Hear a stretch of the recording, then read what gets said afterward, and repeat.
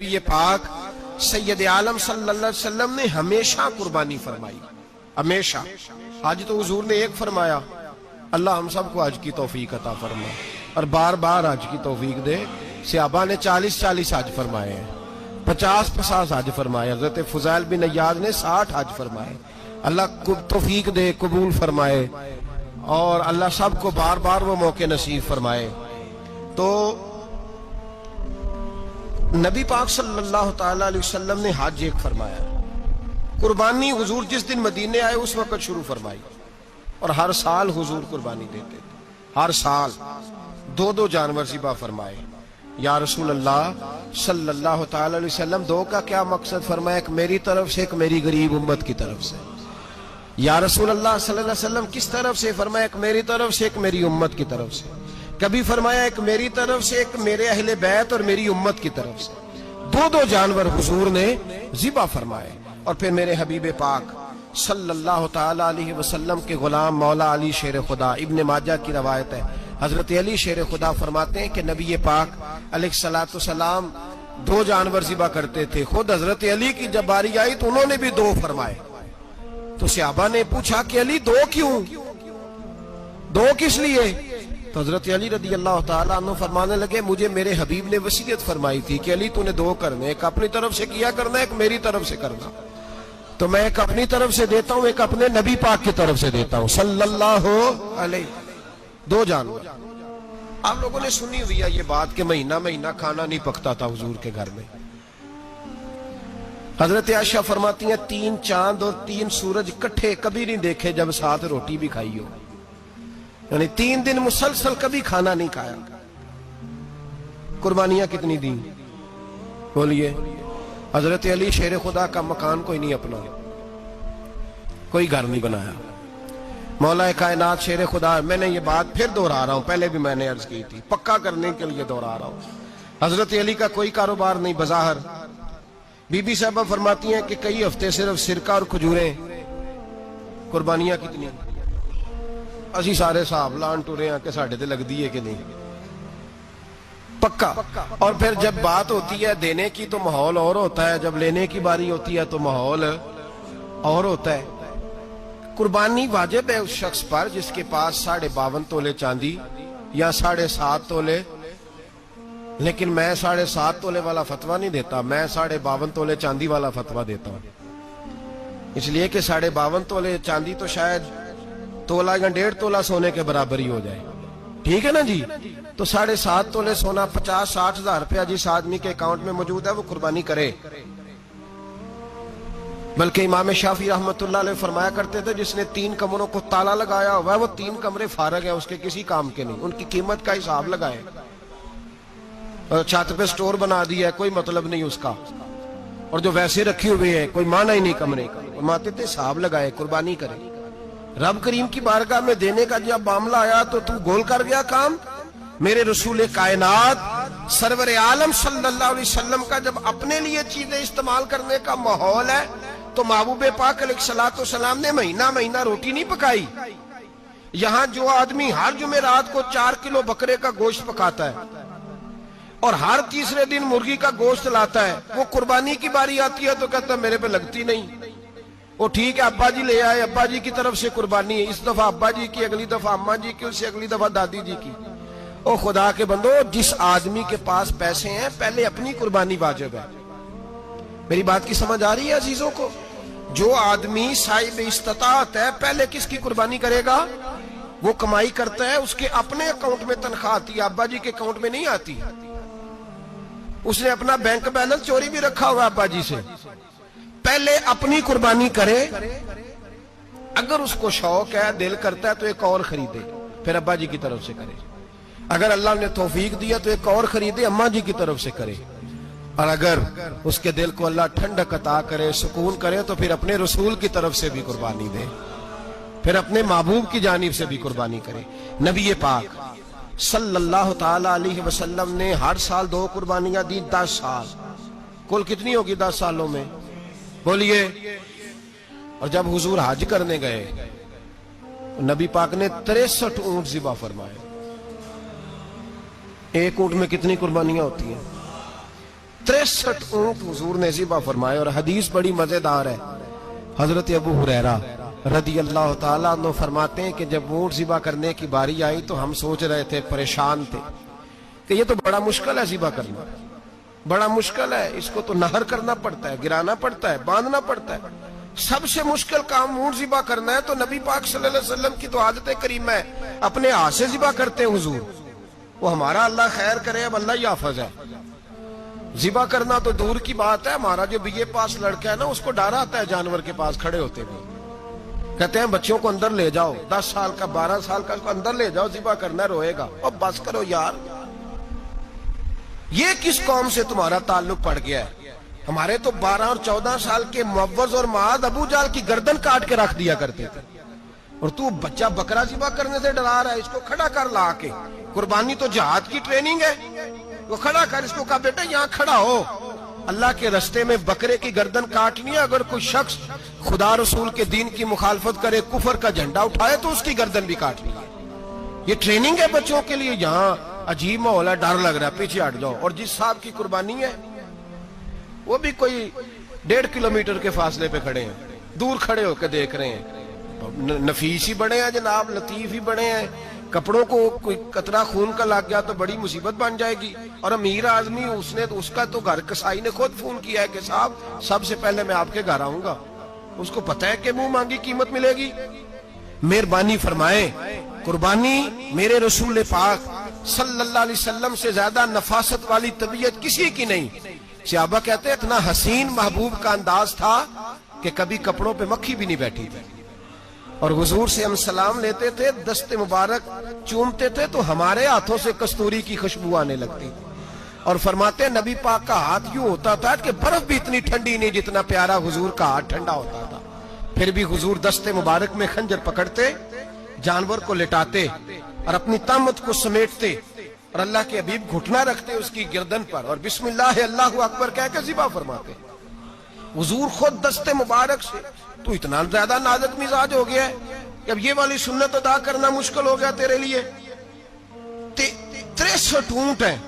और सहाबा किराम अलैहिम रिदवान फरमाते हैं कि हाल ये है, हम सोच रहे हैं कैसे ज़िबा करेंगे, क्या करेंगे, कैसे गिराएंगे। और नबी पाक सल्लल्लाहु अलैहि वसल्लम कहते हैं हम अभी सोच में ही थे कि हुजूर ने छुरी पकड़ी। खंजर जब हुजूर ने उठाया तो फरमाते हैं ऊंट दौड़ता हुआ आया और नबी पाक के सामने आके लेट गया। फरमाते हैं अल्लाह के रसूल ने बिस्मिल्लाह अल्लाहु अकबर कह के ज़िबा किया, उसने टांग भी कोई नहीं हिलाई, पैर भी कोई नहीं हिलाया। वो किसी शायर ने बड़ी अजीब बात कही थी, उसने कहा फंसी जो दाम में बुलबुल तो लगी यूं कहने, करेगा कत्ल किया तूने जब असीर मुझे, कबाब शम्मा के शोले पे कीजियो सयाद, शक्ल गुल नजर आए दमे अखीर मुझे। वो कहते हैं बुलबुल को शिकारी, सयाद शिकारी, शिकारी ने पकड़ लिया बुलबुल को, तो सयाद से बुलबुल कहने लगी तूने पकड़ा है तो कत्ल तो करेगा ही ना, खाएगा तो सही, एक मेरी मिन्नत है। शिकारी कहने लगा वो क्या? तो बुलबुल कहने लगी जब तू मुझे ज़िबा करे ना और पकाए तो मुझे फूल से बड़ी मोहब्बत है, इस तरह करना, कोयले इतने ज्यादा दहकाना, इस कदर ज्यादा आग जलाना कि उनकी शक्ल गुलाब के फूल की तरह सुर्ख हो जाए। तो जब तू मुझे उन पर जलाएगा तो मुझे तकलीफ नहीं होगी, इसलिए कि महबूब का चेहरा जो सामने आ जाएगा, मुझे तकलीफ नहीं होगी। फंसी जो दाम में बुलबुल तो लगी यूं कहने, करेगा कत्ल किया तूने जब असीर मुझे, कबाब शम्मा के शोले पे कीजियो सयाद, ओ शक्ल गुल नजर आए दमे अखीर मुझे। आला हज़रत बरेलवी अलैहि रहमा फरमाया करते थे, फरमाते थे बड़ी तकलीफ होगी, बड़ी तकलीफ होगी जब जान निकलेगी। रवायतों में आता है जिस तरह बारीक दुपट्टा झाड़ियों पे डाला जाए, खींचा जाए तो फट जाता है, यूं तकलीफ होगी। पर फरमाने लगे रसूलुल्लाह के गुलाम को कोई तकलीफ नहीं होगी। हुजूर क्यों? फरमाया इसलिए कि जब जान निकलने लगेगी तो सामने जलवाए वद्दुहाद आ जाएगा, हुजूर के जलवे होते रहेंगे तो पता ही नहीं चलेगा जान कैसे निकल गई। फंसी जो दाम में बुलबुल। तो सहाबा फरमाते हैं कि ऊंट दौड़ता हुआ आया, हुजूर के सामने आके लेटा, नबी पाक ने ज़िबा फरमाया और फरमाते हाथ धो गई। हुजूर ने तवज्जो फरमाई तो दूसरा दौड़ता हुआ आ गया, तीसरा आ गया। हजरत अबू हुरैरा फरमाया करते ऊंट एक दूसरे को धक्के देते थे, पीछे हट जा पहले मैंने जाना है। پہلے میں نے جانا ہے 63 اونٹ وادی منا میں حج کے موقع پر میرے رسول پاک نے دست مبارک سے ذبح فرمائے. ہر قربانی حضور نے اپنے ہاتھوں سے فرمائی. قربانی واجبات دین میں سے، ضروریات دین میں سے، اور کوئی اتنا لمبا چوڑا مسئلہ نہیں. بہت ساری چیزوں کو خود بخود مشکل کر لیتے ہیں. ٹی وی پہ خبر آتی ہے فیصل آباد کے 2 بیل ہیں، بولو اور ڈولو، پتہ نہیں کتنے من ان کا وزن ہے. ان سے پوچھا جا رہا ہے کہ بولو ڈولو کھاتے کیا ہیں؟ تو کہتے ہیں بادام کھاتے ہیں، مکھن کھاتے ہیں. یہ جناب پتہ نہیں ان کو دودھ کتنے کلو روز پیتے ہیں، اور بولو ڈولو بیچارے سے خود نہیں چلا جا رہا. لگ ایسے رہ جیسے وہ خود کہہ رہے ہیں مہربانی کرو ہمیں ذبح کر لو. اب تو اٹھا بیٹھا بھی نہیں جا رہا. او خدا کے بندو، دین کی اصل حقیقت کو سمجھو. یہ تو حضور نے فرمایا خوبصورت جانور لاؤ، یہ کس حدیث میں آیا ہے کہ اسے بادام کھلاؤ؟ آج لوگ انسانوں کو روٹی نہیں مل رہی اور جانوروں کو بادام کھلا رہے ہو. اس کے حصے میں جو اللہ نے شے رکھی ہے نا وہ چارہ ہے. اس کو چارہ کھلاؤ اور اچھے طریقے سے پیٹ بھر کے کھلاؤ. جانور کو پیٹ بھر کے چارہ کھلایا جائے تو جتنی اس کی طبیعت ہوتی ہے اس حساب سے وہ صحت مند ہو جاتا ہے. باقی یہ تو آپ کسی شخص کو اتنا کھلا دیں کہ اس کا پیٹ اتنا بڑا ہو جائے، پھول جائے، تو وہ بیچارہ تکلیف میں آئے گا کہ نہیں آئے گا؟ یہ کس قسم کا ماحول ہے؟ ایک بکرا بکا لاہور میں اور سیٹھوں نے شرطیں لگائی ہوئی ہیں، میں 5 لاکھ کا لایا ہوں تو میں 9 لاکھ کا. یہ کیا چکر ہوا؟ مجھے اتنا کھلایا جی اس کو فلاں چیز. یہ کس نے کہا ہے کھلانے کا؟ بادام کھانا کس حدیث میں آیا؟ کس صحابی نے اپنے بکرے کو بادام کھلائے؟ کس نے مکھن کھلایا؟ کس نے پیڑے کھلائے؟ بس کرو، عجیب تماشا لگ گیا. اور یہاں تو اتنی بری حالت ہو گئی ہے کہ عورتیں ناچنے لگی ہیں قربانی کے جانوروں کے آگے، بیبیاں بیچنے لگی ہیں. اللہ کے غضب کو آواز نہ دو. یہ قربانی ہے کہ ہر چیز کا، مذہب کی ہر شے کا مذاق بنا دیا ہے. جس دین نے عورت کی اپنی قربانی بھی ہو تو اس کو ذبح کرنے کی اجازت نہیں دی، مرد ذبح کرے گا. جو دین کہتا ہے کہ عورت ذبح نہیں کرے گی، وہ عورت بیچ سکتی ہے اللہ کے جانور. یہاں جس کا میں نے رمضان میں بھی کہا تھا، پھر بات دہراتا ہوں، سارا سال ناچتے گاتے ہیں اور عید کا موقع آتا ہے تو 2-4 مولوی بٹھا کے وہ دین سکھانا شروع کر دیتے ہیں. کوئی پتہ ہی نہیں، کوئی خبر ہی نہیں. جس بوتل میں کل تک شراب بک رہی تھی اسی میں دودھ پلاؤ گے؟ جس برتن میں کل تک پیشاب تھا اس میں آج لوگوں کو شہد پلاؤ گے؟ بس کرو، یہ مذاق نہیں، یہ رسول اللہ کا دین ہے. نبی پاک سید عالم صلی اللہ تعالی علیہ وآلہ وسلم نے کوئی ذمہ عورت کے کوئی چیز نہیں لگائی ایسی جس میں اسے مردوں کے ساتھ شامل ہونا پڑے. اور عورت سمجھ ہی نہیں رہی کہ یہ اس کی تذلیل ہے، عزت نہیں. صابن بک رہا ہے تو ساتھ بی بی کھڑی ہے، شیمپو بک رہا ہے تو عورت اس کی جو ہے وہ ایڈ دے رہی ہے. یہ عزت ہے عورت کی؟ رسوا کر دیا تم نے ہر شے میں عورت. اب قربانی کا جانور بھی بی بی بیچے گی؟ غیرت کہاں گئی اس قوم کی؟ میرے رسول پاک سرور دو عالم صلی اللہ تعالی علیہ وسلم کو کسی نے آ کے کہا فلاں قبیلے کے لوگوں نے عورت کو سربراہ بنایا ہے، عورت کو آگے لگا لیا ہے. فرمایا تباہ ہو گئے وہ لوگ، انہوں نے عورتوں کو اپنے آگے پیشوا بنا لیا. جس رب نے عورت کو نبوت نہیں دی، امامت کرنے کا حق نہیں دیا، کس چکر میں لوگ پڑ گئے؟ 5 لاکھ کا جانور کس لیے لائے ہو؟ 5 لاکھ کا تفاخر کے لیے، دکھانے کے لیے؟ تو اگر 50,000 کا 60,000 کا بھی جانور لاتا تو اچھا آ جاتا. اور 50,000 کا جانور لائیں تو 5 لاکھ میں کتنے آتے ہیں؟ بولے تو 10 جانور ذبح ہوں گے تو کتنے غریبوں تک گوشت جائے گا؟ کتنے گھروں کا بھلا ہوگا؟ ہر چیز کا چکر الٹا کر دیا گیا ہے. اور صرف حج کے لیے ہوتی تو میرے رسول پاک ہر سال قربانی نہ کرتے. اور میرے نبی پاک قربانی دینے کا حکم. ایک اور بات بڑی لوگ پوچھنے لگے، کہتے جی گائے کی ہوتی ہے، بھینس کی بھی ہوتی ہے کہ نہیں؟ چلو جی اب نئی بات نکل آئی. حدیث پاک میں لفظ آیا اونٹ کا. نبی پاک نے فرمایا بکرا 1 سال کا، گائے 2 سال کی، اونٹ 5 سال کا. حدیث میں لفظ آ گیا اونٹ کا. آپ کو بندہ کہے پہلے بتائیں نار کا کہ مادہ کا، تو میں کدھر سے آپ کو حدیث نکال کے دوں جس میں نر بھی اور مادہ علیحدہ علیحدہ ہو؟ حدیث پاک میں ذکر آ گیا دمبے کا، مینڈے کا. اب باقی جو سارے جاگ رہے ہیں نا، اب غور فرمائیں، باقی ایک بکرا ہے، ایک چترا ہے، ایک دمبا ہے، ایک دیسی بکرا ہے، ایک پہاڑی بکرا ہے، تو علیحدہ لفظ کہاں سے نکال کے دیے جائیں؟ یہ ساری انواع ہیں، اقسام ہیں، نوع ہیں۔ اسی طرح بھینس بھی گائے کی ایک قسم ہے۔ امام اعظم ابو حنیفہ فرماتے ہیں النوع منہ، یہ اس کی ایک قسم ہے، نوع میں سے ہے، گائے کی نوع میں سے ہے۔ آپ عام لفظ بولتے ہیں تو کہتے ہیں بکرا چترا گائے بھینس، عام لفظ ہے نا۔ تو جب گائے کہہ دیا تو اب کو بندہ کہے گائے آیا تو پہلے بتائیں گائے تو ہے تو اس میں بیل شامل ہے کہ نہیں؟ تو گائے کی جتنی قسمیں ہیں نا، ہمارے محدثین بھینس کو گائے میں شامل کرتے ہیں۔ بھینس گائے کی ایک قسم ہے۔ تو نبی پاک صلی اللہ علیہ وسلم نے جب گائے کا لفظ استعمال کیا تو بھینس اس کے اندر آ گئی۔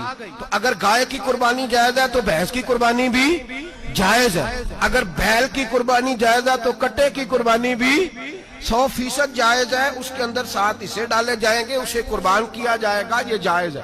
اگر آپ صریح لفظ نکال کے دکھانے کو کہیں گے تو پھر تو بڑی چیزوں میں لوگ الجھ جائیں گے۔ پھر کیسے نکالا جائے گا خسی کی جائز ہے کہ نہیں، جو خسی نہیں اس کی جائز ہے کہ نہیں، فلاں کی۔ تو ان تفصیلات، ہاں بہت ساری چیزوں کی تفصیلات حدیث میں ہیں لیکن ساری چیزوں کی موجود نہیں۔ اس لیے میرے عزیز یاد رکھیں، بھینس کی قربانی بھی ہوگی، گائے کی بھی ہوگی، بیل کی بھی ہوگی، کٹے کی بھی ہوگی۔ جن کی نہیں ان کی نہیں۔ ہم نے کبھی کہا ہرن کی قربانی بھی ہوگی یا مرغی کی قربانی بھی ہوگی؟ تو حدیث مبارکہ کے اندر جو چیزیں موجود ہیں ان کی جتنی اقسام ہیں ان سب کی قربانی کرنا ہاں جائز ہے۔ اور میرے نبی پاک صلی اللہ علیہ وسلم نے فرمایا جانور خوبصورت ہو، لنگڑا نہ ہو، کانا نہ ہو، زخمی نہ ہو، خوبصورت جانور لاؤ، اس کو لا کے ذبح کرو۔ لوگ کہتے ہیں چلو اتنے پیسے اللہ کے راستے میں دے دیں، تو یہ کافی نہیں کافی۔ مسلم شریف میں، بخاری شریف میں میرے نبی پاک سید عالم صلی اللہ تعالی علیہ وسلم نے فرمایا 10 ذی الحج کو اللہ کی نظر میں ابن آدم کا سب سے پسندیدہ عمل، لیکن نا 10 ذی الحج کو، کل 10 ذی الحج ہے تو بڑے کام ہوں گے، فجر کی نماز بھی ہوگی، تکبیرات تشریق بھی پڑھی جائیں گی۔ آج فجر سے شروع ہو گئی نا، 9 کی فجر سے لے کر 13 کی عصر تک تکبیرات تشریق پڑھی جائیں گی۔ اللہ اکبر، اللہ اکبر، لا الہ الا اللہ واللہ اکبر، اللہ اکبر وللہ الحمد، اللہ اکبر، اللہ اکبر، لا الہ الا اللہ واللہ اکبر، اللہ اکبر وللہ الحمد، اللہ اکبر، اللہ اکبر، لا الہ الا اللہ واللہ اکبر، اللہ اکبر وللہ الحمد۔ کوشش کریں جب بھی پڑھیں 3 بار پڑھیں۔ تکبیرات تشریق بھی پڑھی جائیں گی، فجر کی نماز بھی کل ہوگی، عید کی نماز بھی ہوگی، لوگ اور بھی کوئی ذکر اذکار کریں گے۔ لیکن میرے نبی پاک صلی اللہ علیہ وسلم نے فرمایا 10 ذی الحج کو اللہ کو اپنے بندے کا جو کام سب سے زیادہ پسند ہے وہ یہ ہے کہ وہ اللہ کے راستے میں جانور کا خون بہائے۔ حالانکہ نمازیں بھی ہیں، اذکار بھی ہیں، تکبیرات بھی ہیں، سارا کچھ ہے، پر اللہ کو سب سے زیادہ کیا پسند ہے؟ جانور کو قربان کرنا۔ یہ اللہ کو بڑے خوبصورت لفظ نبی پاک علیہ السلام نے فرمایا قربانی کا جانور قیامت کے دن اپنے سینگوں اور کھروں سمیت آئے گا، اور جس نے قربانی کی ہوگی اس کی بخشش کروا کے اسے جنت میں لے کر جائے گا۔ تو فرمایا ابن آدم کا سب سے پسندیدہ عمل یہ، سب سے پسندیدہ، کہ وہ 10 ذی الحج کو قربانی کریں، کوشش کریں خود ذبح کریں اپنا جانور۔ یہ حضور کی سنت ہے۔ یہ نہ ہو سکے تو نبی پاک صلی اللہ علیہ وسلم نے اپنے ہاتھوں سے ذبح کرنے لگے حضرت فاطمہ کا جانور، تو فرمایا فاطمہ ادھر آ کے اس کے پاس کھڑی ہو جاؤ، میں تمہارا جانور ذبح کرنے لگا ہوں۔ اپنے جانور کے پاس کھڑے ہوں۔ میرے جو بھائی ذبح کرنے کا کام کرتے ہیں نا، قصاب ہم کہتے ہیں، سارے قصاب نہیں ہوتے، بہت سارے لوگ یہ سعادت حاصل کرتے ہیں اور بڑے نیکی کا کام کرتے ہیں، اللہ انہیں بڑی بہترین جزا عطا فرمائے گا، بڑا خیر کا کام کرتے ہیں۔ لیکن چونکہ رش ہوتا ہے ایسے لوگوں کے پاس، تھوڑی جلدی بھی ہوتی ہے، پہلی تو کوشش کریں تکبیر خود ڈالیں، یہ نہیں ہو سکتا تو قریب کھڑے ہوں۔ ہمارے ہاں ایک رواج یہ بھی ہے کہ 2 بندے ہاتھ رکھتے ہیں، ذبح وہ کر رہا ہوتا ہے تو جس کی قربانی ہوتی ہے اس کو کہتے ہیں تو بھی ساتھ ہاتھ رکھ، ہوتا ہے نا جی بہت ساری جگہوں۔ اب حکم یہ ہے شریعت اسلامیہ کا کہ جب جانور ذبح کریں گے تو پڑھیں گے بسم اللہ اللہ، بسم اللہ اللہ۔ ہاں نبی پاک صلی اللہ علیہ وسلم نے لمبی دعا پڑھی، صحابہ بھی لمبی دعا، انی وجہت وجہی للذی فطر السماوات والارض حنیفا وما انا من المشرکین، یہ بھی پڑھا۔ اور پھر میرے رسول پاک صلی اللہ علیہ وسلم نے یہ بھی کہا کہ اللہ میری طرف سے قبول فرما، میری امت، میری اہل بیت کی طرف سے قبول فرما۔ صحابہ جب جانور ذبح کرنے لگتے پہلے یہ دعا پڑھتے، پھر کہتے اللہم تقبل منا کما تقبلتا خلیل کا ابراہیم علیہ السلام وتقبلتا حبیب کا محمد صلی اللہ علیہ وسلم، اے اللہ ہم سے بھی قبول فرما جیسے تو نے حضرت ابراہیم سے قبول فرمائی، اور جیسے اپنے حبیب حضرت محمد صلی اللہ علیہ وسلم سے قبول۔ یہ ساری دعا پڑھیں، اور جب جانور ذبح کرنے لگے تو پھر پڑھیں بسم اللہ اللہ، بسم اللہ اللہ۔ اچھا، دو آدمیوں نے ہاتھ رکھا ہوا ہے، دو آدمیوں، اب اگر ایک نے بھی نہ پڑھی بسم اللہ اللہ اکبر تو جانور حلال نہیں ہوگا، دونوں کو پڑھنا پڑے گا۔ یہ مسئلہ یاد رکھیں۔ ایک اور بات بھی بتانی ہے آپ کو، وہ بھی آپ نے یاد رکھنی ہے۔ قربانی کے بڑے جانور میں کتنے حصے ہوتے ہیں؟ 7۔ اب 7 حصوں میں 7 کی نیت قربانی کی ہونی چاہیے، 7 کی۔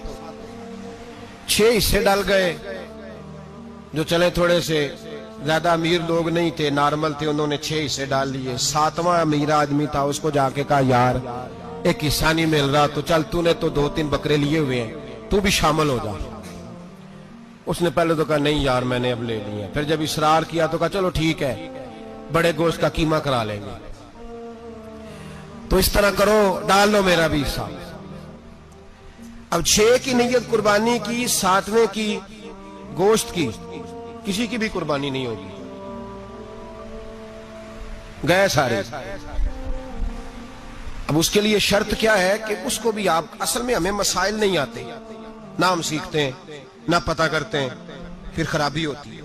اب اس سے کہیں کہ یار قربانی سے پہلے اپنی نیت کا اعادہ کر، اپنی نیت کا اعادہ کر، بتا کہ تیری نیت کیا ہے، اور اگر غلط ہے تو صحیح کر لے، تاکہ سب کی قربانی تو بتا۔ یہ جو تو رکھ رہا ہے قربانی، تو کس کی قربانی کر رہا ہے؟ دادا جی کے نام کی، ابا جی کے نام کی، اپنے پیر کے نام کی، استاد کے نام کی، یا رسول پاک صلی اللہ علیہ وسلم کے نام، نبی پاک کے نام کی؟ اس سے پوچھیں، اور جو وہ نیت بتائے اس نیت کی دعا ہوگی، اس کی طرف سے کہا جائے گا اے اللہ اس کی طرف سے اسے قبول۔ میری بات کی سمجھ آ رہی ہے میرے عزیزوں کو؟ اور اس ارادے کے ساتھ قربانی، اگر ایک کی بھی نیت خراب ہو گئی تو مسئلہ بگڑ گیا۔ اس لیے ان مسائل کو، اور نبی پاک کے نام کی جو قربانی ہوگی، سبحان اللہ، میں کرامات کا زیادہ قائل نہیں، ہم کرامات کے نہیں کیفیات کے قائل ہیں، کیفیات کی۔ اور دین ویسے بھی لفظوں کا نام نہیں، کیفیت کا نام ہے۔ میرے حصہ فرمایا کرتے تھے ہم کرامت سے زیادہ کیفیت کے قائل ہیں۔ اگر مرید ساری زندگی کرامتیں سناتا رہے اور کبھی اسے مدینے جانے کا شوق ہی پیدا نہ ہو، کبھی نبی پاک کے نام پہ آنسو نہ آئے، تو پھر کرامت کا فائدہ نہیں، کیفیت تو ملی نہیں اسے۔ ہم کیفیت، اسی طرح ہم نظرانے کے نہیں نظر آنے کے قائل ہیں۔ تو بھائی یہ یاد رکھ لیں، کیفیت کا نام دین ہے، نبی پاک کے نام کی قربانی۔ میں قائل تو نہیں کرامت کا، لیکن ایک بات میں نے اپنے ایک استادوں سے، ایک بزرگوں سے سنی ہے، میرا دل کرتا ہے وہ سنا دوں آپ کو۔ اور بزرگوں کا قول ہے اصل رنگ جو میں عرض کر رہا ہوں اسی رنگ میں اس کو رکھیے گا، اور جس حد تک میں بات کر رہا ہوں اسی حد تک رکھیے گا۔ اب ہر آدمی کے پاس موبائل ہوتا ہے، فوراً بات ریکارڈ ہوتی ہے، فوراً میڈیا پہ جاتی ہے، فوراً لوگ کمنٹس کرتے ہیں۔ تو بھائی جس حد تک سناؤں اسی حد تک رکھیے گا۔ میرے ایک بزرگ فرمایا کرتے ہیں کہ نبی پاک کے نام کا جانور ذبح کرو، اور وہ گوشت اس آدمی کو کھلاؤ جس کا حافظہ کمزور ہے، اللہ اسے وسیع حافظہ عطا فرمائے گا۔ اور فرمایا کرتے کہ میرا تجربہ ہے، نبی پاک کے نام کا جانور ذبح کرو، اور جس آدمی سے کوئی گناہ نہیں نہ چھوٹتا، کسی گناہوں میں الجھ گیا ہے، اسے وہ والا گوشت کھلاؤ، اللہ اس کے دل میں نور پیدا فرمائے گا اور گناہ سے نفرت ہو جائے گی اسے، جو نبی پاک کے نام کا جانور ہو۔ تو ہم جو سیکھنے والے لوگ ہوتے ہیں، ہمارا دل کرتا ہے کہ چلو تھوڑا سا اپنی طرف سے بھی پوچھ لیں۔ تو میں نے کہا حضور اگر بیمار کو کھلا دیں تو فرمانے لگے کھلا دو، اللہ صحت دینے والا ہے، پر بیمار کے لیے دوائیاں بڑی ایجاد ہو گئی ہیں، گناہگار کی دوائیاں نہیں ملتی۔ بیماروں کی دوائیاں بڑی ہیں، گناہگاروں کی نہیں ملتی۔ گناہگار کو کھلاؤ، اس لیے کہ جو چیز مصطفیٰ کے نام سے منسوب ہو جاتی ہے رب اس کی بڑی قدر فرماتا ہے، اللہ اس کی بڑی قدر کرتا ہے۔ جو چیز نبی پاک کے نام سے منسوب ہو جاتی ہے اللہ اس کی بڑی قدر فرماتا ہے۔ میرے نبی پاک अलैहिस्सलाम ने फरमाया मेरा कलमा पढ़ने वाला मोमिन जब दोजख से गुजरेगा तो दोजख कहेगी जल्दी जल्दी गुजर जा, जल्दी जल्दी। जहन्नम की आग कहेगी जल्दी जल्दी गुजर जा, जल्दी। तो मोमिन कहेगा तू तो आ गया, तुझे क्या बात हुई, पुल सिराज से गुजर रहा है, क्या मसला हुआ। उसके पास से गुजर रहा है दोजख के, तो पास से गुजरते वक्त भी कहते हो जल्दी गुजर जा, कहीं ऐसा ना हो कि तेरे नूर की चमक मेरी आग को ही ठंडा कर दे। ये शान है उनके गुलामों की, तो सरकार का आलम क्या होगा। तो मेरे रसूल पाक अलैहिस्सलाम से जो शय मंसूब हो जाती है उसकी अल्लाह बड़ी कदर फरमाता है, जब भी तो हमारी कदर है। अल्लाह फरमाता है कुन तुम खैरा उम्मतिन, तुम जिस तरह के भी हो सबसे अफजल, इसलिए कि मेरे मोहम्मद का कलमा जो पढ़ते हो सल्लल्लाहु अलैहि। तो कुर्बानी करें, अच्छी नीयत के साथ करें, खुलूस के साथ करें। कुर्बानी के गोश्त के 3 हिस्से करने। एक देना है खालस गरीब लोगों को, जी क्या देना है उनको, जी गरीबों को क्या देना है, नाल झिड़का नहीं देनियां 250 आ भी गए हो तुसी, अजे तो खल भी नहीं लाई, चिड़का नहीं देनिया, और जो तेरे दरवाजे तक चल के आ गया। और अल्लाह पाक से डरा कर, बस ये सोच के उसने तुझे देने वाला बनाया है। भाई ये सोच कि कोई किसी के दरवाजे तक नहीं जाता, ये सोच वो बड़ा बेनियाज है, कुछ का कुछ कर देता, तेरे दरवाजे तक आ गया ना बस ठीक हो गया। तू समझ कि उसने तुझे बड़ी इज्जत दी है, तेरे दरवाजे तक छापर लेके आया, झिड़के ना दे, उत्ते बह जा, तू आ भी गया है, ऐसे ना कर, ऐसे ना कर बिल्कुल। बस जो आ गया है ना उसको इज्जत दे, वकार दे। गरीब को गोश्त देना है, 7 झिड़के नहीं देनी। और उसको बड़ी अजीब बात है, चौधरी साहब बैठे हुए हैं, 2 पंखे चल रहे हैं और उन्होंने जनाब बड़ा सोफा रखा हुआ है और टप में गोश्त रखा हुआ है और गरीब आदमी लाइनों में लगे हुए हैं। थोड़ी देर के बाद में चाय पीनी, बस कर यार बस कर, बेपरवाही वे एक सज्जन दी जिथे किसे दी पेश ना जावे, उन्हें ताजा वाले दर दर रोले ते मंगते तख्त बिठावे। डर उसकी बेनियाजी से, देख जो तेरे दरवाजे तक आ गया, बस आ गया, इतना ही काफी है, इतना ही काफी है, और इसी पे इक्तिफा कर। और कसाई से भी मेरी गुजारिश है कि फटाफट जिबा करना है, अगले घर भी जाना है। जानवर में अभी जान होती है तो खलड़ी उतारनी शुरू कर देते हैं, जुल्म है। जिस महबूब ने फरमाया है कि जानवर के सामने जानवर जिबा ना करो, जिन्होंने कहा कि जानवर के सामने छुरी तेज ना करो, उन्होंने तुम्हें कैसे इजाजत मिल गई हो। भाई कुछ नहीं होता, अल्लाह खैर करेगा। और आप भी कसाई की मिन्नत करें, लड़ाई नहीं करें, गुजारिश करें, कहीं जरा ठहर जा यार, 2 मिनट ठहर, ठंडा होने दे, इसे ठंडा होने दे। जिंदा आदमी की खाल उतारें तो कितनी तकलीफ होती है, इतना जुल्म। मैंने देखा उसी वक्त उसने लटका दिया, पैर काटने लग गया, फटाफट ना, ठंडा होने दें। नबी पाक सल्लल्लाहु अलैहि वसल्लम ने मना फरमाया, जानवर ठंडा हो का गोश्त बनाए अच्छे तरीके से, कुछ नहीं होने लगा, कोई मसला नहीं है ऐसा। वो जो हमारे यहाँ मशहूर है ना, ईद वाले दिन रोजा होता है तो कुर्बानी के गोश्त से खोलना है, रोजा कोई नहीं होता। बस इतनी बात है कि अच्छी बात है, मुस्तहब है, अच्छा फेल है कि आप सबसे पहला खाना कुर्बानी का गोश्त ही खाएं। तो शुगर वाले बेचारे की शुगर लो हुई है, गोश्त मिलेगा 5 बजे, वो तो मर जाएगा। तो कोई जरूरी नहीं, वो खाना खाए जो घर में मौजूद है, नाश्ता वो करे, कोई ऐसी बात नहीं। गोश्त बन जाए तो वो खा ले, कोई रोजा नहीं, ईद वाले दिन कोई रोजा नहीं होता।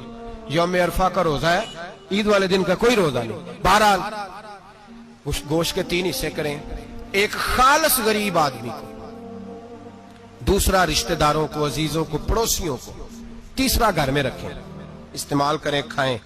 सारा गोश्त घर में रखना भी जायज है और सारा बांट देना भी। मैंने पिछले जुमे भी कहा था, फिर याद कराता हूं, जो लोग कुर्बानी करते हैं ना, वो वाले लोग हैं जिनके घर में आज भी गोश्त पकेगा। कुर्बानी देने वाले वो लोग हैं जो हफ्ते में हर 3 दिन गोश्त खाते हैं, फल भी खाते हैं। तो आप तो सारा साल खा रहे हैं, हर जुमे वाले दिन 3 किलो बकरे का गोश्त आता है। तो जो कुर्बानी का गोश्त है वो बांट दें, सारा गरीब को दें।